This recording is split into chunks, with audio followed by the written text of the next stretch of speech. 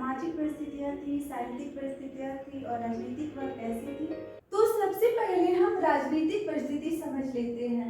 जो राजनीतिक परिस्थिति थी वह कोई बहुत ज़्यादा अच्छा प्रभाव डालने वाली नहीं थी, या जो आदिकाल का जो राजनीतिक माहौल था यह युद्ध, अशांति और कलह का माहौल था। जो गहरवार, परमार, चौहान, चंदेल वंश के जो राजपूत राजा थे वो आपस में उलझ जाया करते थे और अपने शौर्य प्रदर्शन के लिए हमेशा ही युद्ध किया करते थे। इसमें राष्ट्रीयता संकुचितता थी, यानी कि राष्ट्र के प्रति कोई कर्तव्य नहीं समझते थे और छोटे छोटे क्षेत्रों के लिए आपस में उलझ जाया करते थे। इन्हें जब युद्ध की भी आवश्यकता नहीं होती थी तो अपने शौर्य प्रदर्शन के लिए युद्ध किया करते थे। यानी कुल मिलाकर कहा जा सकता है यह जो काल है वो शांतिपूर्वक नहीं था, और इसी का फायदा उठाकर 10वीं शताब्दी में महमूद गजनवी ने और 12वीं शताब्दी में मोहम्मद गोरी ने आक्रमण किया। यानी कि जो जनता थी वह विदेशी मुस्लिम आक्रमणकारियों से परेशान तो थी ही, साथ ही साथ इनके जो राजा थे, राजपूत राजा आपस में युद्ध किया करते थे, उनसे भी परेशान रहती थी। इसलिए यह काल माना जाता है कि बहुत ही अशांति, कलह और युद्ध का माहौल वाला काल था। अब हम आते हैं धार्मिक परिस्थितियों पर। जो धार्मिक परिस्थिति थी वह इस प्रकार थी कि अनेक प्रकार के धर्म धर्मांतर फैले हुए थे, यानी कि मत बहुत अधिक थे, जिसमें कि बौद्ध और जो जैन धर्म थे वो भी अपने प्रभाव जमाने का प्रयास कर रहे थे। तो 3 संप्रदाय थे, सिद्धनाथ और जैन थे।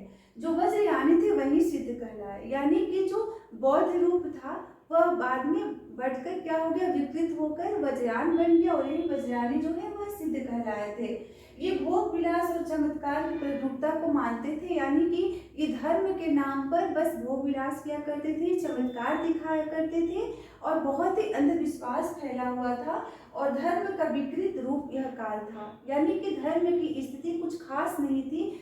अब हम आते हैं सामाजिक परिस्थिति पर। इसमें सती प्रथा का काल भी कहा जाता है, क्योंकि जो कुप्रथा थी, सती प्रथा, इसमें भी प्रचलित था और स्त्रियों का कोई भी पूजनीय रूप नहीं था। जो जनता थी वह निर्धन थी, यानी निर्धनता फैली हुई थी, अशिक्षित थी, और जो निम्न जाति के लोग थे वो वेदों का विरोध करते थे और अंधविश्वास और चमत्कार दिखाया करते थे।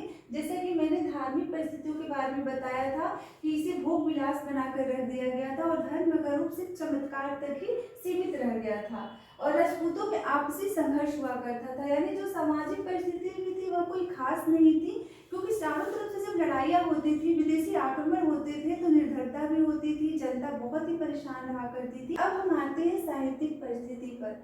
जो साहित्यिक परिस्थिति थी वह कुछ इस प्रकार थी कि पुराणों स्मृतियों पर अनेक टीकाएं लिखी गई, ज्योतिष एवं काव्य शास्त्र लिखे गए जो कि मौलिक थे और अभ्रंजित व धर्म की भाषा थी। आनंदवर्धन, मम्मट, भोज, हेमेंद्र कुंतक जो कवि थे, ये जो प्रतिभाएं थी इसी युग की देन थी। यानी जो साहित्यिक परिस्थिति थी कुछ कुछ अच्छी कही जा सकती है, क्योंकि बहुत सी प्रतिभा थी जो इसी युग में जन्मी थी, और जो चारण कवि थे वो वीरता का गान किया करते थे।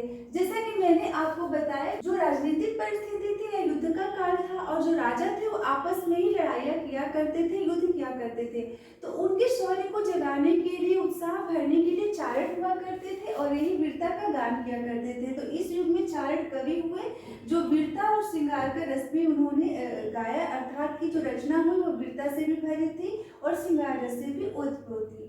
अब हम आते हैं सांस्कृतिक परिस्थिति पर। हिंदुओं की जो स्थापत्य कला थी वह उच्च कोटि की थी, यानी कि बेजोड़ थी, लेकिन जो मुस्लिम थे आक्रमणकारी, वो क्या किए, जो बाहर विदेशी आक्रमणकारी मुस्लिम जो आए तो उन्होंने अपनी संकुचित मानसिकता से बहुत सारे विद्यालयों को, अच्छे मठों को और उनके मंदिरों को तोड़ने का काफी प्रयास किया। आबू का चाहे जैन मंदिर हो, खजुराहो का कदमेश्वर या पुरी हो या भुवनेश्वर, ये सब जो स्थापत्य कला जो है ये अपने आप में बहुत ही बेजोड़ है, बहुत ही अच्छा है। तो आज आपने समझ लिया कि जो राजनीतिक, सांस्कृतिक और साहित्यिक जो परिस्थितियाँ थी वह किस प्रकार की थी। तो यह था हिंदी साहित्य का आदिकाल, जिसे आपने जान लिया। और दोस्तों, अच्छे से तैयारी करने के लिए आप स्टडी मटेरियल अवश्य ऑर्डर करें।